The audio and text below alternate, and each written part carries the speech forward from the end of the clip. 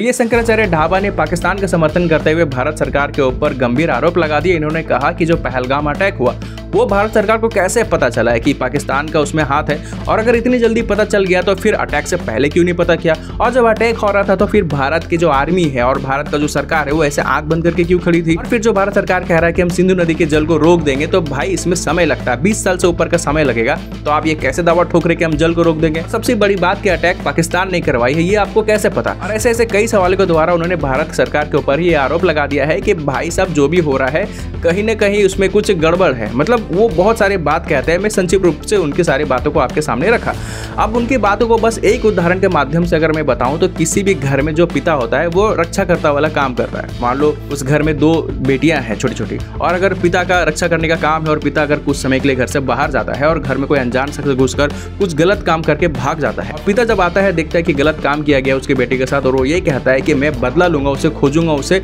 सजा दिलाऊंगा, तो पड़ोस के लोग, समाज के लोग आकर ये कहने लग जाए कि भाई रक्षा करने का काम तो तुम्हारी थी। और पिता कहेगा कि भाई मैं तो था ही नहीं, लेकिन रक्षा करने की जिम्मेदारी तुम्हारी थी, इसलिए जो भी हुआ वो जो अनजान शख्स था वो जाने दो, उसे सेफ एंड साइड रख दो, जिम्मेदारी तुम्हारी थी तो सारी गलती तुम्हारी है, इसलिए सजा भी तुम्हें ही को मिलना चाहिए। मतलब कुल मिलाकर ये नैरेटिव सेट करने की कोशिश की जा रही है। वहीं दूसरी तरफ जो पाकिस्तान के लोग हैं वो शंकराचार्य के स्टेटमेंट का इस्तेमाल कर पूरी दुनिया को ये बता रहे हैं कि देखो भाई, भारत का जो शंकराचार्य है वो खुद ये बात मान रहा है कि पाकिस्तान का इसमें क्या हाथ है और इसके लिए क्या सबूत है। वो खुद ये बात मान रहा है कि भाई पाकिस्तान का इसमें हाथ है, तो आर्मी क्या कर रहा था और पाकिस्तान इसमें है या नहीं है, इसमें अभी भी क्वेश्चन मार्क है। तो पूरी दुनिया को ये बता रहा है कि आप देख लो भाई, भारत के ही लोग इस पे सवाल उठा रहे हैं कि हमने हमला नहीं किया था। इसी के साथ पाकिस्तान कुछ और लोगों का भी स्टेटमेंट पूरी दुनिया को दिखा रहे हैं, शेयर कर रहे हैं कि देखो भाई, भारत के ही लोग भारत पे ही सवाल उठा रहे हैं कि वो जानबूझकर ऐसा हरकत कर रहे हैं। क्योंकि कुछ कीड़े ये भी कह रहे थे कि मोदी सरकार ने जानबूझकर ये अटैक करवाया है ताकि बिहार इलेक्शन में इसका हेल्प के सहायता से वो शायद जीत हासिल कर ले,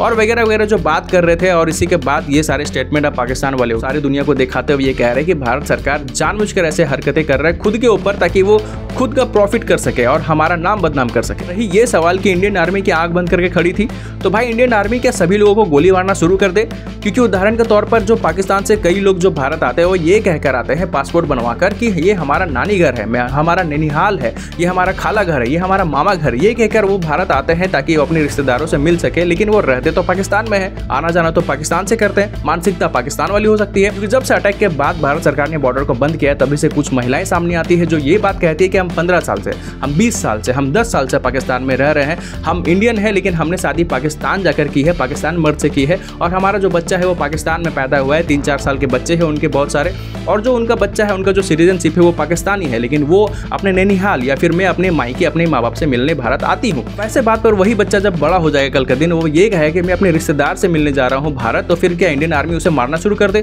और अगर नहीं मारते तो फिर वो उनकी जो मानसिकता है, 10 में से 2 की मानसिकता ऐसे हो सकती है कि वो पाकिस्तान में जा रहे हैं और वो इंडियन को अपने दुश्मन बताए, और वो यहाँ आकर अगर ऐसे हरकत अचानक से कर दे तो इंडियन आर्मी को क्या पहले से कोई भविष्यवाणी हुई थी कि ये जो बच्चा है या फिर ये जो लोग हैं जो रिश्तेदार के घर यहाँ पर आ रहे हैं कल के दिन ये अटैक कर देंगे? फिर हमेशा एक एक आदमी का पीछे इंडियन आर्मी बॉडीगार्ड बनकर तो नहीं घूम सकते कि हाँ भाई कहीं कुछ तुम गलत काम ना कर दो। तो कुल मिलाकर इस बाबे का यही कहना था कि अगर घर के बच्चे के साथ कुछ भी घटना घटता है तो पूरी जिम्मेदारी बाप की होगी, उस पिता की होगी, ना कि उस शख्स की जिसने घर में घुसकर जो कांड किया है और भाग गया है। उसे जाने दो भाई, पिता को ही पकड़ो और पिता को ही सजा। बाकी इसमें आपकी क्या राय है, कमेंट कर जरूर बताएं।